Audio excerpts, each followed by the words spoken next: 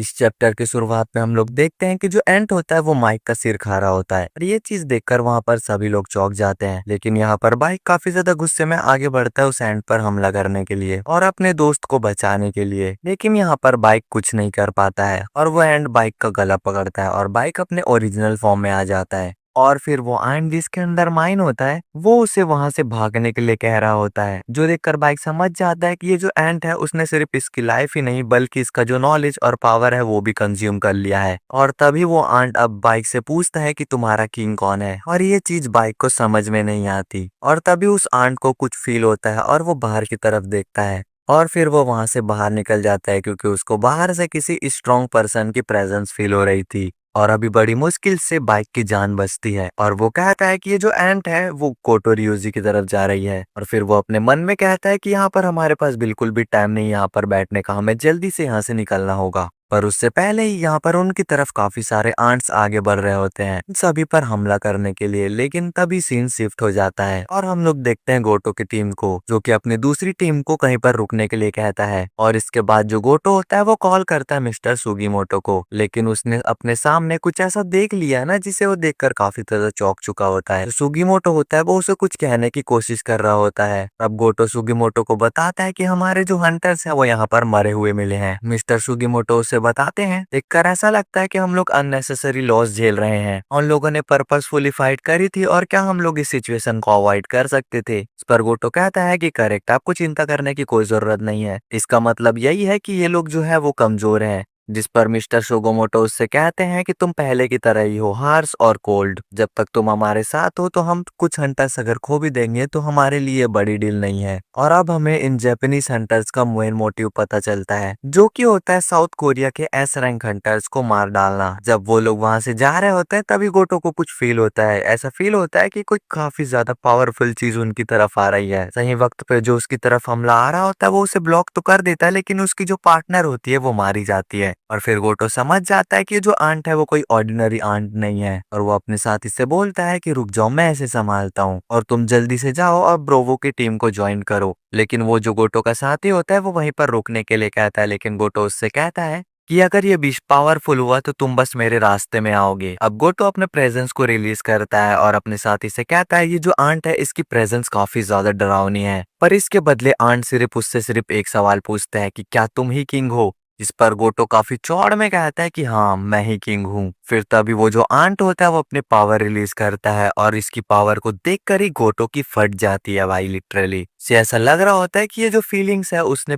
पहले भी एक्सपीरियंस कर रखी है। भी जब जब वो जिन्हों से फाइट कर रहा था, अगले ही पल हमें दिखाया जाता है कि उस बंदे की शॉट ब्रेक हो जाती है और फिर अगले ही पल हम लोग देखते हैं कि गोटो रियोजी का गेम ओवर हो चुका होता है। दूसरी तरफ हम लोग देखते हैं जॉम की टीम को, जो कि अपना पूरा पावर लगा रहा था और जितना उससे हो पा रहा था वो अटैक कर रहा था। इस सिचुएशन में बाइक को भी लग रहा होता है कि अब उन्हें कोई भी नहीं बचा सकता, वो मरने वाले हैं। अभी वहां पर जिन्वू का शैडो सोल्जर अपेयर होता है जो कि उन आंट्स को रोक रहा होता है और फिर वो आंट जिन्वू को मैसेज करता है कि जो भी उनके साथ हो रहा है, और ये चीज जिन्वू भी नोटिस कर लेता है और फिर वो बोलता है एक्सचेंज। और फिर हम लोग देखते हैं कैमरामैन को, जिस पर काफी सारे चींटियों ने हमला कर दिया होता है। यहाँ पर कैमरामैन को लग रहा होता है कि उसका खेल खत्म होने वाला है, लेकिन तभी उन आंट्स को अपनी शॉट से कोई मार देता है। फिर सीन शिफ्ट होता है, हम लोग देखते हैं साउथ कोरिया के न्यूज पोर्टल को, जहां पर जो वहां का मैनेजर होता है वो काफी ज्यादा नर्वस होता है क्योंकि वहां पर जितने भी एस रैंक हंटर्स होते हैं वो हार चुके होते हैं, वो भी एक एंड के द्वारा। इस साइड में उस बंदे का जो साथी होता है वो उसे बताता है कि सर हमें काफी ज्यादा कॉल्स आ रहे हैं व्यूअर्स के, वो लोग पूछ रहे हैं कि ये जो ब्रॉडकास्ट है वो अचानक से बंद क्यों हो गया। मैनेजर उससे कहता है कि तुम मुझसे क्या एक्सपेक्ट करते हो कि मैं टेलीविजन में ये दिखाऊं कि हमारे हंटर्स मारे जा रहे हैं। और अब इस सिचुएशन में मैनेजर को लग रहा होता है कि अभी जो सब चीजें हैं वो खत्म हो चुकी है, पर तभी शायद से एक और बंदा उसे बुलाता है। और ये चीज देखकर ना वो मैनेजर काफी ज्यादा सरप्राइज हो जाता है और वो अपने साथी को फिर से ब्रॉडकास्ट स्टार्ट करने के लिए कह देता है। और तभी उस मैनेजर का साथी बताता है कि अगर वो लोग फिर से लाइव जाएंगे तो वो किसी भी हॉरेबल चीज को एडिट नहीं कर पाएंगे। जिस पर मैनेजर चिल्लाते हुए कहता है कि हमने पहले ब्रॉडकास्ट को रोक दिया और इससे बुरा क्या होगा,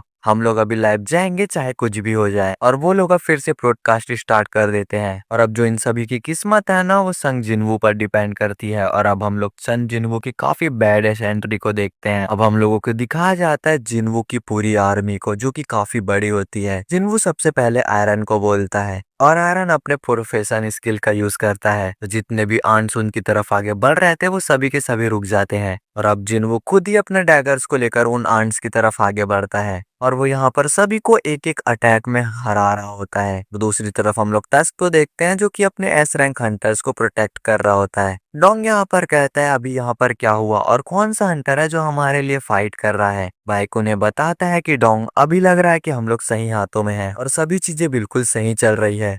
और तभी हम लोग देखते हैं दूसरी तरफ की इग्रिस जो होता है वो अपना काम कर रहा होता है और टस्क जो होता है वो अपना काम कर रहा होता है। और तीसरी तरफ जो जिन्वो होता है वो सभी मरे हुए एंड्स को अट्रैक्ट कर रहा होता है अराइज बोलकर। और जो भी चींटियां जिन्वो की टीम में होती है वो दूसरी चींटियों पर हमला कर रही होती है और वो लोग उनको वाइप आउट कर रहे होते हैं। और फिर तभी जैसे जिन्वो को टाइम मिलता है वो अपने साथियों के पास जाता है और सभी को हीलिंग पोशन पिला देता है और वहां पर सभी लोग हील हो जाते हैं चाहिन को छोड़कर, क्योंकि चाहिन यहाँ पर काफी ज्यादा जख्मी होती है। और डोंगबो किसका रीजन जिन्वो से पूछता है कि वो अभी तक उठी क्यों नहीं है। इस पर जिन्वो जवाब देता है क्योंकि वो सीरियस इंजरी से सफर कर रही है और वो अपने हीलिंग एबिलिटीज से भी उसको हील नहीं कर पा रहा है। अभी जिन्वो चाहिन को देखकर समझ जाता है कि वो धीरे धीरे और भी कमजोर होती जा रही है। वो डोंगसुक से कहता है कि देखकर ऐसा लगता है कि हमने अपना काम खत्म कर दिया है और आंट देखने से पहले ही हमें यहाँ से निकलना होगा।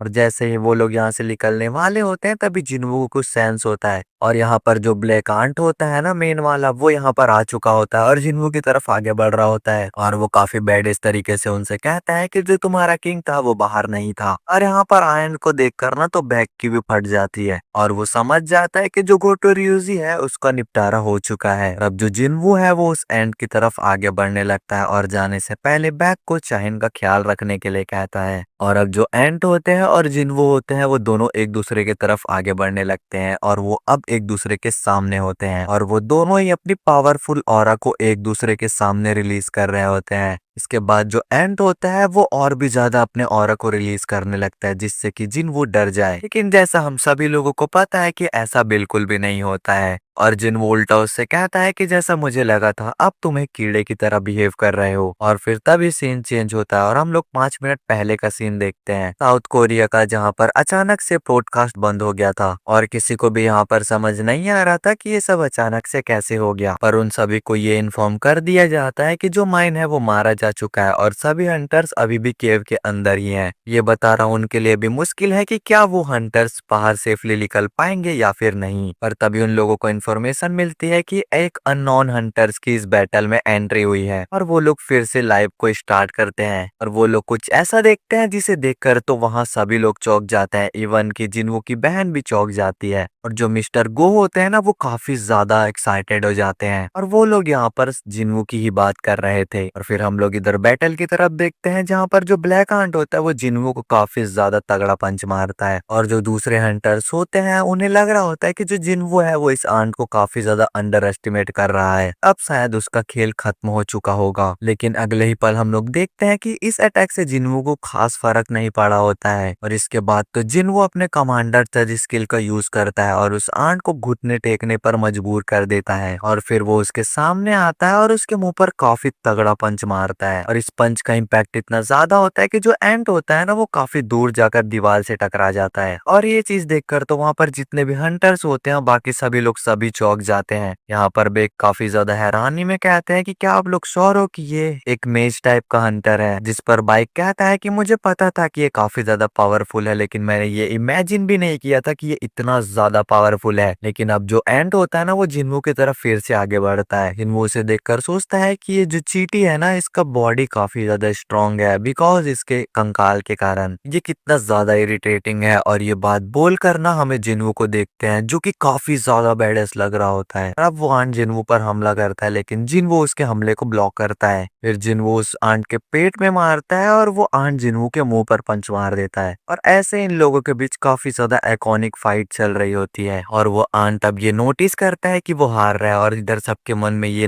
बात चल रही होती है कि जो बंदा है वो आखिर है कौन। लेकिन जिन्वो आखिर में उस आंट के पास जाता है और उसे काफी ज्यादा तगड़ा मुक्का मार देता है। लेकिन जो आंट होता है वो अभी भी हार मानने के लिए तैयार नहीं होता और वो अपने मुंह से अपनी जीभ निकाल कर, क्योंकि पॉइजनस होती है, उससे जिन्वो को एक खरोच मार देता है जिस वजह से जिन्वो उससे अभी थोड़ी सी दूरी बनाता है। लेकिन तभी हम लोग देखते हैं कि जिन्वो के बॉडी पर पॉइजन फैल रहा होता है जो देखकर तो वो आंट खुश हो जाता है और वो कहता है कि तुमने अपना बेस्ट दिया ह्यूमन, लेकिन अब तुम मरने वाले हो। फिर वो काफी तेजी से उस पर अटैक करने के लिए आगे बढ़ता है। इधर सभी को ये लग रहा होता है कि अब जिन्वू का खेल खत्म हो चुका है, लेकिन जिन्वू को जैसे ही अटैक लगने वाला होता है तभी जिन्वू उस एंड के हाथों को पकड़ लेता है और ये देखकर तो वो एंड भी शॉक हो जाता है। उसके बाद जिन्वू उसके मुंह पर एक फिर से काफी ज्यादा तगड़ा पंच मारता है और इस पॉइंट में जो वो आंट होता है वो काफी ज्यादा स्ट्रगल कर रहा होता है और इधर जिन्वू ये सोच रहा होता है कि मैं ये कह सकता हूँ कि ये जो एंट है वो काफी ज्यादा खुश हो रहा था जब मैं पॉइजनस हो गया था, लेकिन अब जो मेरी सेंसेस है वो इंक्रीज हो चुकी है और इसीलिए मैं इस आंट के इमोशंस को फील कर पा रहा हूँ। जिन्वू कहता है कि मैं अभी भी ये कह सकता हूँ कि ये जो आंट है वो अभी नर्वस फील कर रहा है, लेकिन अभी जो मेरे टीममेट्स है वो भी नर्वस फील कर रहे हैं। और जब जिन्वू चाइन को देखता है तो उसे लगता है कि उसे इस लड़ाई को जल्दी खत्म करना होगा और इसीलिए वो जंप लगाता है और उस आंट के ऊपर काफी तगड़ी लात मार देता है, लेकिन हम लोग देखते हैं कि वहां पर कोई होता ही नहीं है। इसका मतलब ये है कि उस आंट ने उसके हमले को डॉज कर दिया है। जिसके बाद जिन्वू ऊपर देखता है और वो ये देखकर काफी हैरान होता है कि जो एंट होता है वो अपने पंखों की मदद से आसमान में उड़ रहा होता है और अब वो उस आंट को भी पता चल चुका होता है कि जिन्वू को वो ताकत के मामले में नहीं हरा सकता और इसीलिए अब वो अपनी स्पीड का यूज करने वाला है। और अब जो ब्लैंक आंट और जिन्वू होते हैं वो फिर से एक दूसरे के आमने सामने होते हैं, लेकिन जब वो एंट जिन्वू पर अटैक करता है तो वो नोटिस करता है कि जो जिन्वू है उसने उसके हमले को डॉज कर लिया और उनकी फाइट इतनी तेज हो रही होती है कि उन्हें देखकर कोई भी ये नहीं बता सकता कि कौन किसको डोमिनेट कर रहा है। इन जो आंट होता है वो जिन्वू को देखकर ये सोच रहा होता है कि ये मुझे टक्कर कैसे दे पा रहा है। जिन्वू अब ये सोच रहा होता है कि ये जो आंट है वो शायद डीमन किंग से ज्यादा ताकतवर है, लेकिन अभी मैंने अपना लेवल अप किया डीमन किंग को हराकर। अब भी मेरे पास काफी पावरफुल वेपन्स हैं और अब इसीलिए वो उस एंट को काफी ज्यादा डैमेज दे देता है और अब जिन्वू इस एंट का डी एंड करने वाला होता है। और सबसे पहले जिन्वू अपने डैगर का यूज करके उस एंट पर मल्टीपल अटैक करता है और फिर वो अपने क्रिटिकल अटैक वाली स्किल का यूज करके उस पर काफी ज्यादा हमले करता है और उसे काफी ज्यादा पंचेस भी मारता है। यहाँ तुम लोग स्क्रीन पर देख सकते हो कि उसकी आंट की हालत क्या हो चुकी है। इसके बाद जिन्वू को नोटिफिकेशन आता है कि उसका जो क्रिटिकल डैमेज वाला इफेक्ट है वो अपने मैक्सिमम लेवल पर पहुंच चुका है,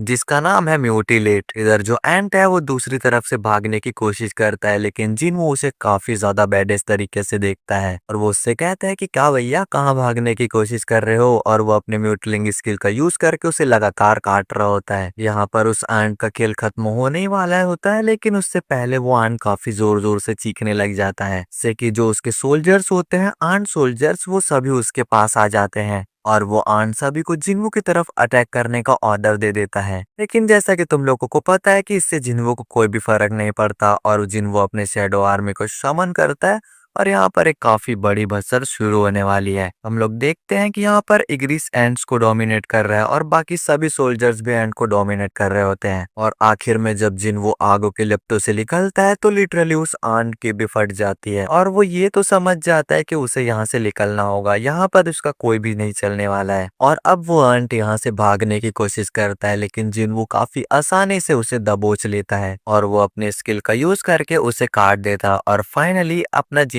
अब जीत चुका है। और अब सीन शिफ्ट होता है और हम लोग देखते हैं बेक को, जो कि अपने जिन्वू को चाइन के बारे में बताता है, जिसकी हालत अभी काफी ज्यादा खराब हो चुकी है। और अब जिन्वू को ऐसा लग रहा होता है कि उसने यहाँ पर काफी ज्यादा समय लगा दिया है, लेकिन तभी उसे अचानक से यहाँ पर कुछ याद आता है और वो अपने सभी सोल्जर्स को माइन को ढूंढने के लिए कहता है। और जैसे ही उसके सोल्जर्स माइन के बॉडी को ढूंढ लेते हैं वैसे ही जिन्वू उसे एक्सट्रैक्ट कर लेता है और वो एक्सट्रैक्ट होते ही चाइन के पास पहुंच जाता है और वो बिना किसी ऑर्डर के ही चाइन को हील करने लगता है और लास्ट में जिन्वू माइन के शैडो को एक्सट्रैक्ट भी कर देता है बाइक के कहने पर। और उसके बाद सीन शिफ्ट होता है और हम लोग देखते हैं हेलीकॉप्टर का सीन। यहाँ पर सभी हंटर्स हेलीकॉप्टर में साउथ कोरिया जाने के लिए बैठ रहे होते हैं। हम लोग जिन्वू को देखते हैं जो कि अभी भी जीजू आइलैंड में रुका हुआ है, क्योंकि उसे एक अर्जेंट काम है और उसे एक अनफिनिश बिजनेस को निपटाना है। और अब हम लोग देखते हैं कि जो जिन्वू का लेवल है वो 100 लेवल हो चुका है और अब जिन्वू उसी जगह पर आ जाता है जिस जगह पर उसने ब्लैक आंट को मारा था और अगले ही पल वो बोलता है अराइस, और जैसे ही वो ये बोलता है ना जिन्वू के आसपास का पूरा एरिया डार्क हो जाता है। और इधर जिन्वू को समझ नहीं आ रहा होता है कि ऐसा क्यों हुआ। जिन्वू को लग रहा होता है ऐसा इसलिए हुआ क्योंकि वो साइड एक्सट्रैक्शन का यूज कर रहा था और वो इस चीज में फेल हो गया। अब जिन्हों के पीछे वो आंट अपेयर होता है जो कहता है कि मैं अब वापस आ चुका हूँ। और जिन्हों अपने मन में कहता है कि मुझे ऐसा लगा कि मैं अपने शैडो एक्सट्रैक्शन में फेल हो चुका हूँ। लास्ट में हम लोग देखते हैं कि वो जो शैडो एक्सट्रैक्शन होता है वो कंप्लीट हो जाता है और वो आंट जिन्हों के आगे सर झुकाता है। और इसी के साथ अपना जो सीजन 2 है वो खत्म हो जाता है। तो अगर तुम लोगों को सीजन 3 चाहिए तो ज्यादा से ज्यादा सपोर्ट दिखाओ, और जितना ज्यादा सपोर्ट होगा मैं उतनी ही जल्दी तुम लोग के लिए सीजन 3 लाऊंगा।